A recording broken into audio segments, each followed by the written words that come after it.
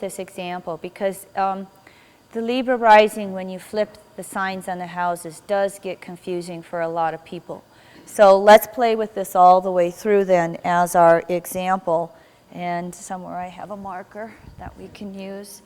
So we'll play with this example and put the Scorpio here, and this will put this as Aries. And that means this will put this as Virgo. All right, we'll just play with this example through a little bit. Okay, when you were talking, I had a thought too. Okay, when it comes back, I'll tell it. So we're starting to understand this then.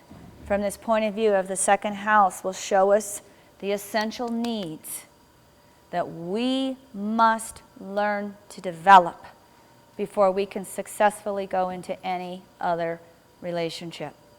All right? Now, we're looking at this from the perspective of intimacy.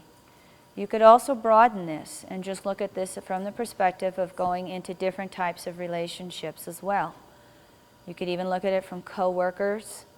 You could look at it from the perspective of friendships and that type of stuff.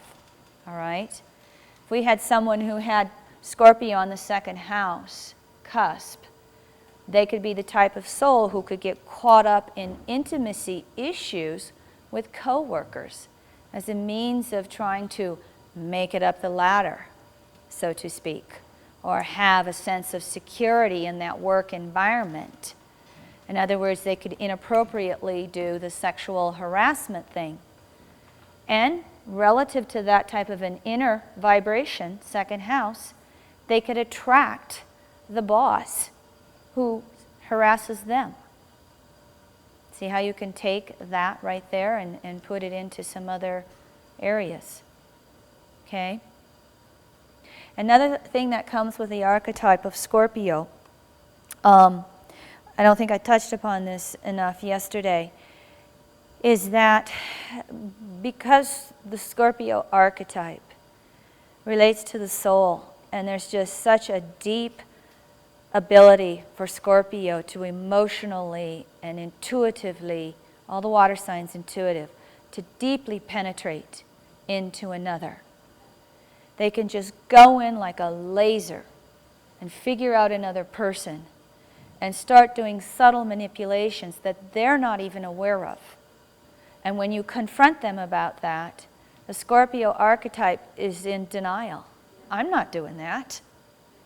Pam? What I also find with Scorpios is that they think they're being insightful, but what they're really doing is projecting. Like, I've dealt with Scorpios that they think they're like this laser point and they're digging into something, but they're not. They're only talking about themselves and their own fears. So they think they're this kind of intuitive, like, let's cut with a knife, but it's just their own shit.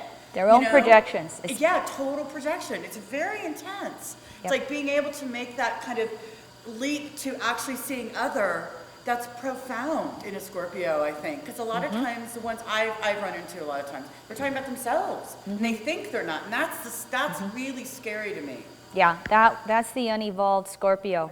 Remember, we said we have the extremes with the Scorpio archetype.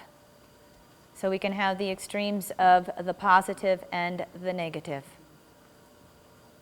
But you start to get this essence of second house self-reliance, all right? Could we see if we have a Scorpio second house cusp? One of the issues of self-reliance is an ability to provide for our resources. Could we see how Scorpio could start to do different sexual or emotional manipulations in regards to the resources?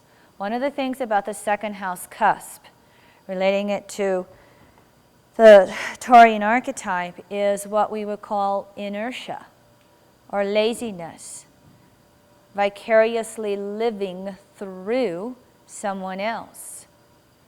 So we could see with Scorpio on that second house cusp, possibly some types of subtle manipulation to get someone else to provide for them in some way. This is the codependent side of Scorpio. Rather than being able to go in and figure out, how do I create my own resources? Sugar daddies. Sugar daddies. Yeah, sure. Yes. Diana, comment? very familiar with this component, having my ex have this with Mars in Taurus in the 8th. And when you're talking about providing for resources, being that it's a Scorpio, and I am a Scorpio, but for him, in his work and in his life, the resource of his basic need was for other partners. So instead of worrying about where money is, when you think tangibly resources, it was sexual partners trying to locate or make sure that he had those. Right. Kind of like you'd stash bottles if you were an alcoholic, or, we have them at work, we have them, So the insecure Scorpio second house, valuing having a resource of how many sexual partners can I have?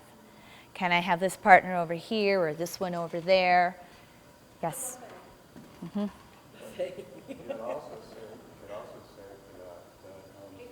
Hold on, just wait. He's too soft, honey. You could also say for that in his reality, that was a need of his, and thus he was being self-reliant through doing that. Well, absolutely. And with that Mars, I think, in the 8th house, and the sexual component was, for him, sex was as important as breathing. It was as an money. essential, yeah, it was an essential need. Yeah. Yeah. Mm-hmm. That's a good one. Sex is an essential need when you put Scorpio in the second house. Annie. Seems like to evolve the Scorpio, one of the real essential needs with Scorpio on the second is to learn to trust oneself. Yes. Projecting out into the world a lot, not trusting others, really comes back to not trusting self. Exactly. And most likely because in past lives your trust has been undermined and you allowed yourself to doubt yourself because Right. you've been deceived and manipulated at yours as well. Right. So trying to regain that trust in yourself is huge. Exactly. And relative to that, if you put that Scorpio on the second house and having those past life issues of betrayals of trust or abandonment, looking at karma dharma, and Scorpio relating to the soul, the people with the Scorpio on the second house, when they come in and they start having all of these early relationships, they're just going to bring in these karma mates that just amp that. So you can see how that wheel of karma just gets increased. And it takes them a while to then, again, affect the self-reliance issue internally, finding that internal trust and all the internal securities, so that they can then start recognizing all these painful paths with partners and say, no, I can't go there anymore. Because what is it about Scorpio? When it relates to the Scorpio in the 8th house relating to the soul, we bring in this element of willpower. And what's one of the, I don't even remember where, but in one of the Pluto books it talks about where, Scorpio will set this intent. And even though it has this intent, it takes a supreme amount of willpower to then follow through. Because they sent this intent and they start going in this direction, and then pretty soon via the Scorpio, the compulsive obsessiveness to be secure, they find themselves repeating that same old situation again.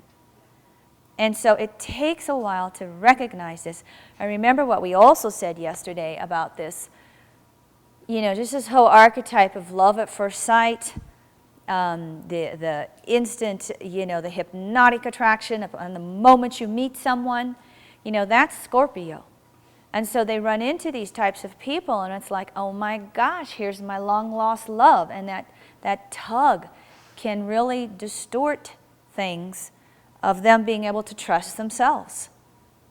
All right? Because what we also will have with the Scorpio archetype that's very deep is many times there is a deep soul love. But coming up over time, we've got all of these human-made distortions that have not been worked through, that are unfinished, that have had unhappy endings, all this betrayal and stuff. And so it just gets a very interesting thing. Like Steve said earlier, the soul wants to merge, but the ego's fear of enmeshment, and the ego's having all these clashes and harsh things that have happened that then have to be resolved. You see how much this can create with this? And again, this is just one example with one sign on the